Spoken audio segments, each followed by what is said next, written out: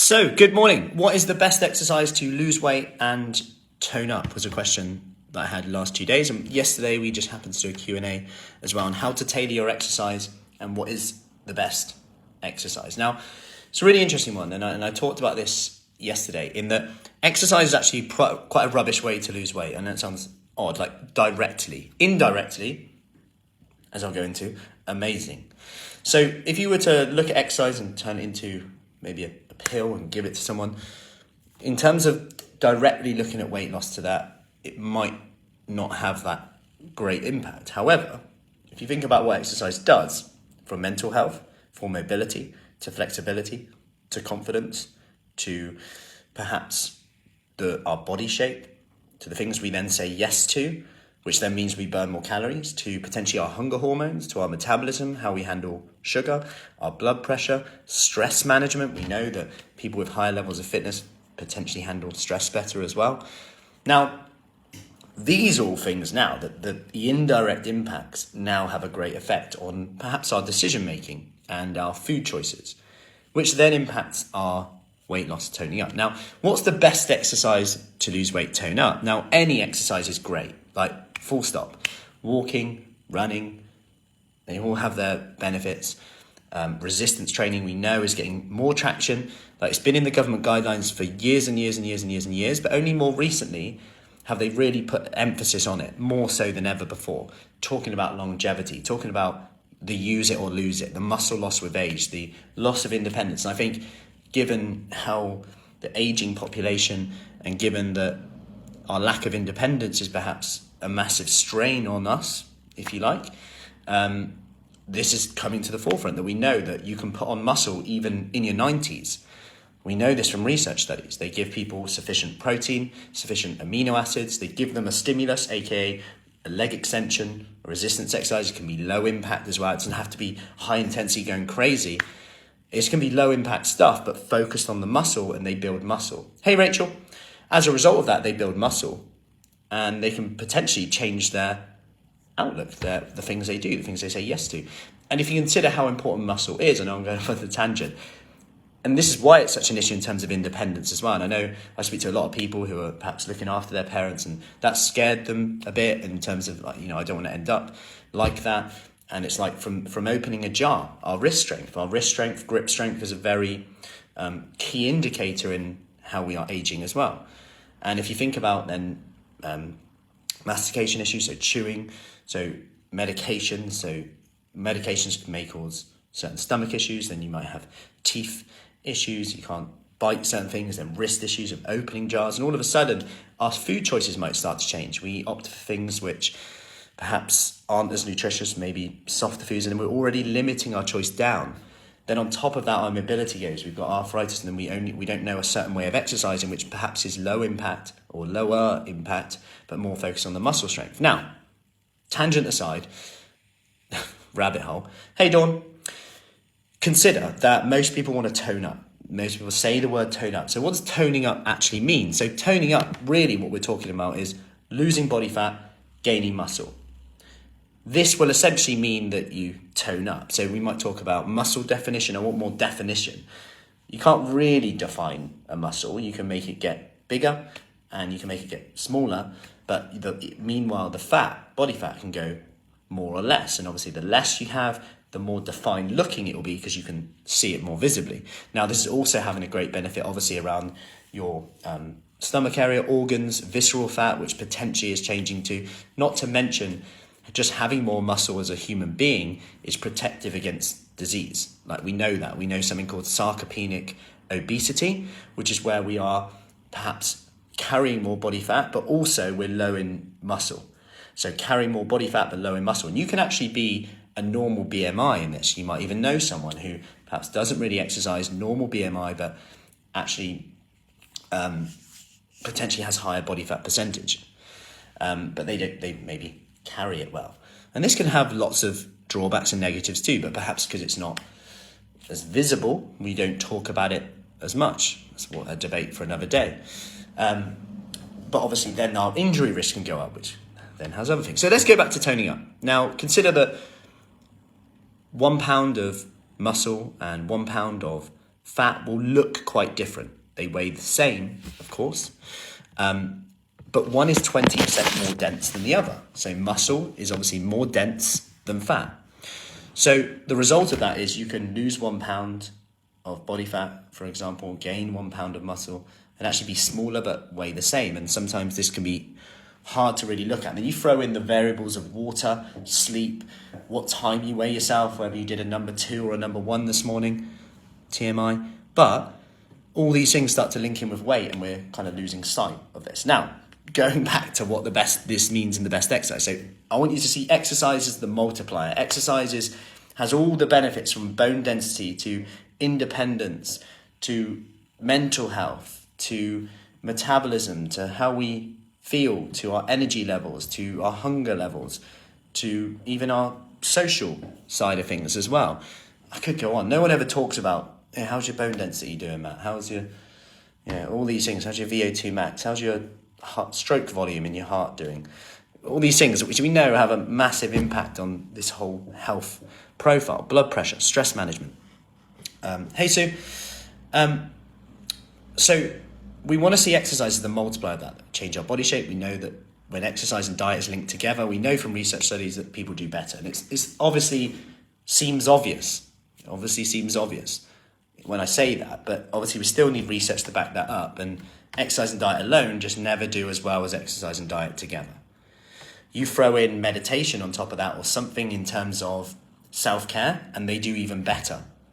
And that's why the three-legged stool that we talk about a lot, the food, the fitness, the focus in terms of get your food and fitness right, 100%, but also don't neglect yourself. That could be sleep side of things. That could be doing something for you, your hobby, your stress management, things like that as well, that prop up this and help our prefrontal cortex, the part of the brain that helps you make better informed, more intelligent decisions, if you like. So exercise is the multiplier. Now, we know most people want to tone up, so we can train in different ways for this. We can train in a more muscle strength way, which is going to help provide a stimulus to put on muscle, which is half the battle of toning up, okay? However, the drawbacks of lifting really heavy weights so that our injury risk is slightly higher, perhaps, depending on where you're doing it and how you're doing it as well. Lifting slightly lighter weights might suit someone if they have joint issues, wrist issues. Maybe they're quite new to exercise as well. If you are quite new to exercise, you don't want to go straight in with like heavier weights. You might just want to build it up so you get your technique right. So if you get your technique right and you're using the muscle more, you're going to be better at creating a stimulus in the muscle to help change your body shape, to help really get stronger, get fitter properly without potentially injuring yourself. Now, research also shows that you don't need to lift super heavy weights to put on muscle. You can just lift slightly lighter but do more of them, providing the total volume is the same. So that's good news. We don't necessarily, so if you're thinking, I've got joint issues, I can't do that because I can't lift weights because, and without being too critical of the health service, when I speak with people and they say, my doctor said not to lift heavy weights. Some people can take that as not to lift any weights or even body weight, not even do squats. And there needs to be a lot more work around definitions, in my opinion. Like, how do we define weightlifting? Is that like, Olympic lifting up there? Or is it doing a push-up on a wall? Is it, they're two different things, but people can often say, like, don't do weights. But what is weights? Is it doing some bicep cuts, like nice light squeezing the muscle? Is it doing a side raise? And when we don't define things get confusing. And that's why if you look at this whole industry, health and fitness, it can be massively seemingly contradictory, but actually not. So that's the good thing about, in terms of putting on muscle, we don't need to lift super heavy weights to do this, but obviously the higher the weight you lift, the less reps you have to do. So this comes into now time, potentially. So if you lift a bit more weight from time to time, you might not have to do as many reps in terms of the resistance work. So now let's move on to more the fat loss. The fat loss we know will come massively from nutrition. Not to mention, there are certain exercise and workouts which can help increase your calorie burn. Just being a more active person is a really good thing to do. Like, can we walk more? Can we stand up more?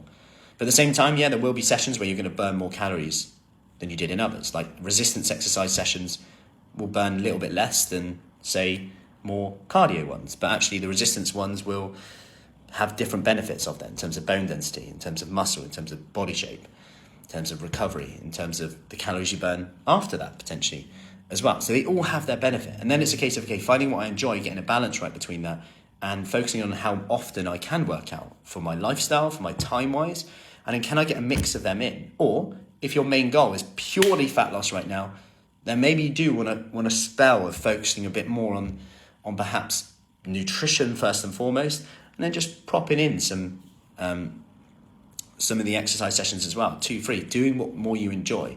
They're all going to benefit you, because sometimes you can really bust a gut in a session, and when you actually consider the difference between really busting a gut and passing out, which you don't want to do, obviously, and just working hard could be like 50 calories, right?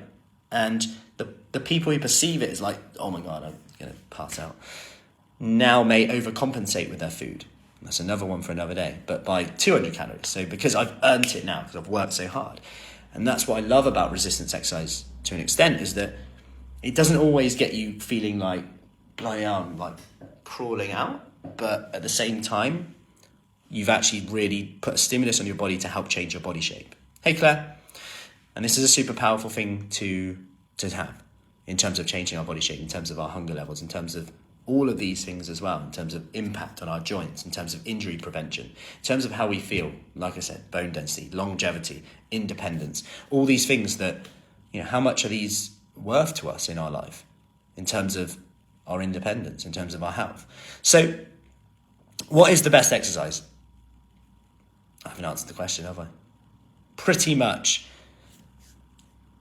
My personal opinion on this is that we need to do more resistance exercise. The problem with that is you can do it right and you can do it a little bit wrong, and the risk of injury is perhaps greater.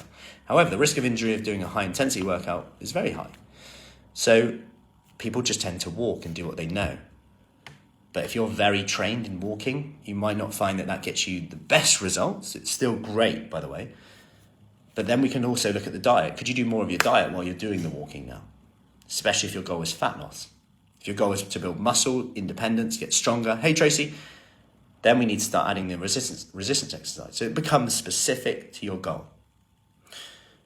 Anyway, lots to think about. But just take home from this. Remember that toning up is essentially putting on muscle and losing body fat. So if you're just doing cardio, are you missing out on the stimulus to help create more muscle? We also need sufficient protein in there. Now, how much protein should I eat? Great question. The official guidance is 0.8 grams per kilogram of body weight. So if you're 100 kilos, that's 80 grams of protein a day. That's to avoid deficiency. That's set by World Health Organization to ensure that we avoid deficiency in all parts of the world, from developing countries to developed countries. You can see the benefit, the drawback in that though, right? In that, we have access to lots of food, cheap processed junk food.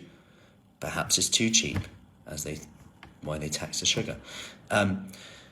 We've got to put something in the tank. So if we're only eating that much protein, but we've got access to all this junk food, what are we eating something else of? So you can see how there's benefit of just increasing our protein. In general, subconsciously, we know we'll eat less of something else. How much? Well, there's research all the way up to 4.5 grams per kilogram of body weight, which is an insane amount, but they just did that for research purposes. No drawbacks.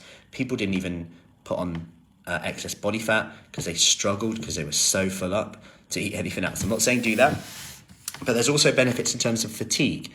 And I did a Q&A on fatigue before, because fatigue may be kind of developed and presented in the muscles, so potentially increasing your recovery can help with that. I'm working with someone around ME at the moment as well, and this definitely seems to be helping, which is great. So anywhere from 1.2 grams to 1.5 grams is a good place to look at. If I compare that, so 1.2 to 1.5 per kilogram of your body weight is kind of a good little thing to look at, and you could just assess that, just have a look at your food for one day. But a very simple way of doing it is just going, just start simple. Can I get protein at every meal? If you're not doing that, I wouldn't even worry about the numbers yet. Start there. Can I increase my yogurt, fish? I know this goes contradictory. Lean meats or soy or beans, whatever it is, legumes, lentils, just increasing our protein somehow. Is it using a whey protein shake as a bit of a supplement, which we know as we age, we don't utilize protein so well. And we actually need more, and actually more quality protein as we age, which is, again, one for another day. So, massive tangents this morning. Anyway, hope that was helpful. Lots of information. Any questions, as always, do let me know. If you want more information about our March Kickstart, do comment below and I'll get you the details. In the meantime, stay safe and I'll see you soon. Take care.